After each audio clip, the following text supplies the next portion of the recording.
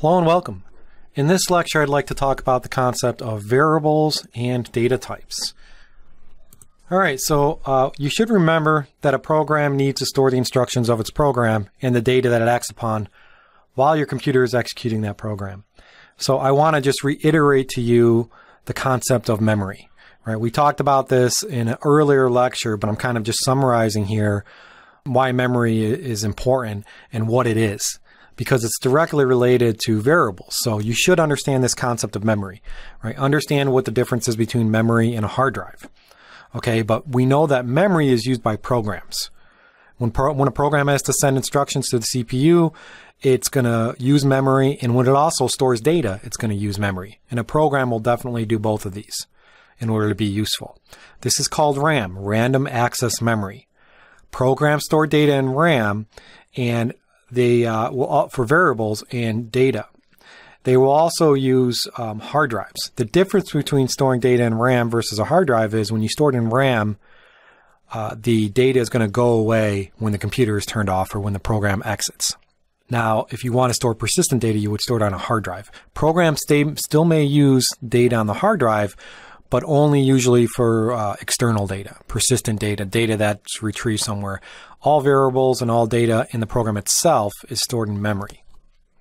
Okay, so memory is, you can just kind of think of it as this ordered sequence of boxes. I was trying to find a good illustration for this to help you. We'll go over this in a lot more detail when we talk about pointers, because then you really have to understand and visualize how memory is stored. But if you think of memory as just, it's an external hardware configuration or hardware type, and it's just a little stick of memory that you can put in your motherboard. And if you think of it visually, conceptually, it's just a sequence of boxes. Each box is full will be represented by the number 1, and when it's empty, it will be represented by the number 0. And it stores binary digits. They're zeros or ones, which represent true or false values. And each box is called a bit. So bits in memory are then grouped into a set of sets of 8, which is a byte. So you've probably heard these terms, bit and byte. They're important when they're related to memory because it determines the size of the data. So each byte has been labeled with a number that represents an address. If you have data stored somewhere in hardware, you have to know how to access it. And just like a street address where you live, you need to know how to get access to that memory through some kind of label. So all memory bits and bytes have 8 bytes have an address. So 8 byte represents an address in memory, and it uniquely references that byte. So that's how you can access the data, and that's how you kind of want to visualize it. So again, memory consists of a large number of bits that are in groups of 8 called bytes, and each byte has a unique address. And your program will access that data usually through an identifier, but it can also use hexadecimal addresses. And when you have memory for a program, memories that use programs and memories that are on your motherboard, it will increase the efficiency of your programs if you have more memory and the memory is faster. The buses are faster. You can access the memory quicker. So 16 gigs of RAM, you probably heard terms like that. That's the higher amount of RAM means that programs can store more memory and access it quicker. And remember, programs use memory because it's just faster. If you have to store something on a hard drive, it would be much longer to access. And remember, we are executing a billion instructions per second, remember, by the CPU. So that's a lot of data that you may need to access. So how does this all relate? Well, it directly relates to this concept of a variable. And so a program is only going to be powerful if it can manipulate data. It's going to send instructions to the computer, but it needs to manipulate data. So in order to understand the different data types that you can use and how to create and name variables, you need to understand this concept of memory. Okay? And when you're writing a program, for it to be powerful, you have to then understand the concept of variables, how to create them, name them, and also this idea of a data type. Constants are types of data that do not change. They're always the same. They retain their values throughout the life of the program. So as long as that program is running, that data is always the same. Variables are the exact opposite. They're types of data that may change, and that's why it's called a variable. So values can change throughout the lifetime of the program, different values for that variable. And variables and constants are stored in memory with an address. However, it would be really, really hard to access that memory and memorize all the hexadecimal addresses. So it's a lot easier to create variables that have meaningful names. So you can give variable names that represent the memory locations, that represent the addresses. And that way you can access them and modify that data much easier. So for example, assume you want to store two values, 10 and 20, in your program. And at a later stage, you want to use these two values. What you would do with this data is you would first create two variables with meaningful names. Probably something like, depending on what the 10 and the 20 represented, but it might represent, ages. So you would say age 1 equals 10, age 2 equals 20. You always want to use meaningful names. And then you can store the value. So you create the variables with names. Then you assign data to those variables, the 10 and the 20. And I'm going to show you how to do that. Then later in your program, you can access those variables by their name to read the data. And you can also modify them later in the program to change it, as long as it's not a constant. So as far as naming variables, there are rules in the C programming language for what you can name it. In C, all names, variable names, must begin with a letter or an underscore. And then they can be followed by any combination of letters, upper or lowercase, underscores, or digits 0 to 9. So for example, I could create a variable called Jason.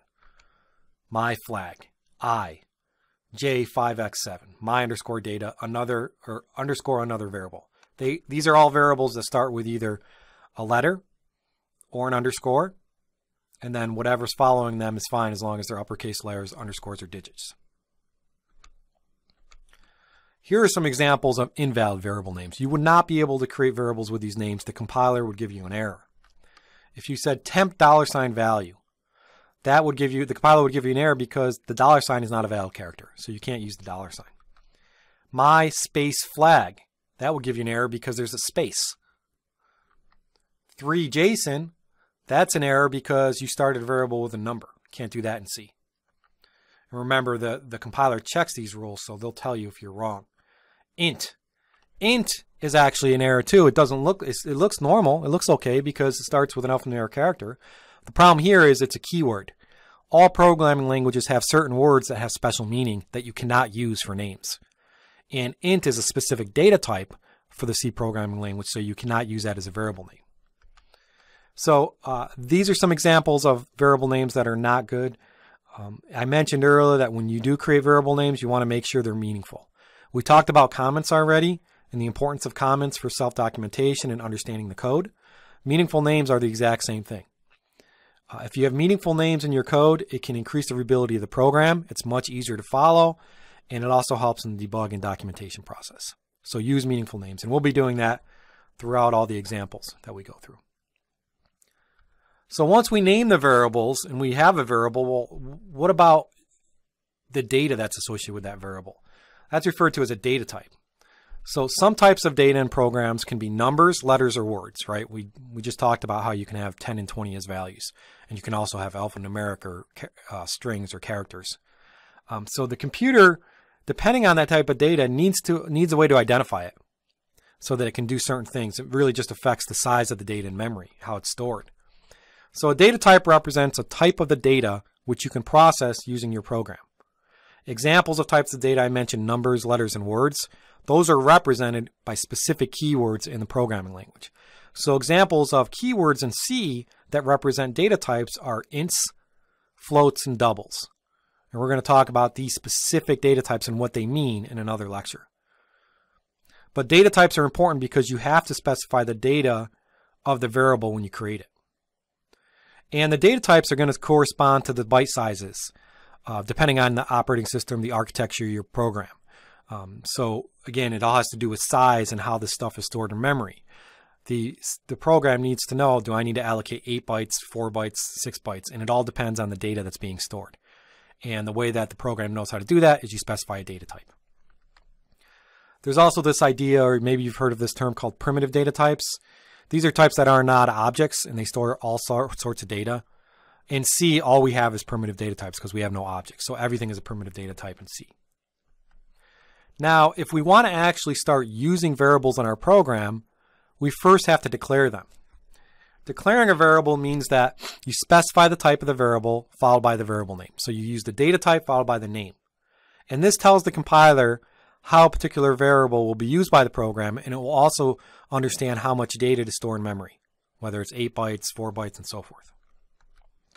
So for example, there's a reserved order keyword in C named int.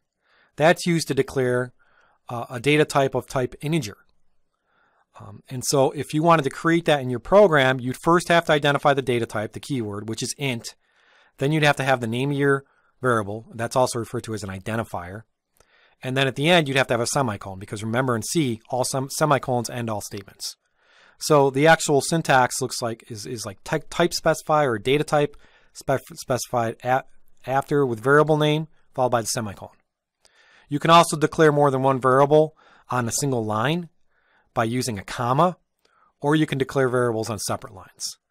It all depends, but there is syntax for comma-separated variables. And C requires you to specify all program variables be declared before they're used. So declaration is basically just telling your program, this is what I have. It's not telling you how you're using it. It's just saying, this is what I have in my program. I have a variable named int. I have a variable that's going to store a decimal number, things like that. So here's an example. We have the type of the data, which is int, and then the variable name, and here it's just x, and then we have a semicolon. Another example, if you wanted to create multiple variables on the same line, you can separate them by commas. So in this example, we have 3 variables of type int named x, y, and z. And so we're going to, when we, and this is called declaring variables, we haven't assigned any data to the variables. We just said this is the variable that exists. And what will happen in the program is the program will create those 3 variables in memory, but there's no values for them yet. You can assign a variable a value by using an equal operator. And we're going to talk about this in more detail when we talk about operators. But this is pretty simple, and you should understand it. Assigning a variable to a value, you just use equals and then the actual literal constant of the type. So in this case, x is an integer, decimal, so we assign it 112, and then we have the semicolon. That's assigning a value. And closely related to assigning a value is initializing the variable. Initializing the variable is basically having an initial value for that variable. And it's important to initialize your variables because if they don't have any data, any values associated with them, it could cause problems in your program. So you want to get in the habit of initialization.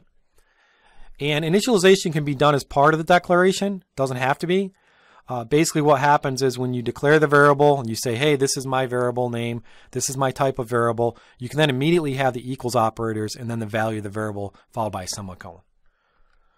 Like, for example, int x equals 21. In that case, you're declaring a variable named x of type int, and you're also assigning it a value of 21, initializing it a first value. And that's initialization.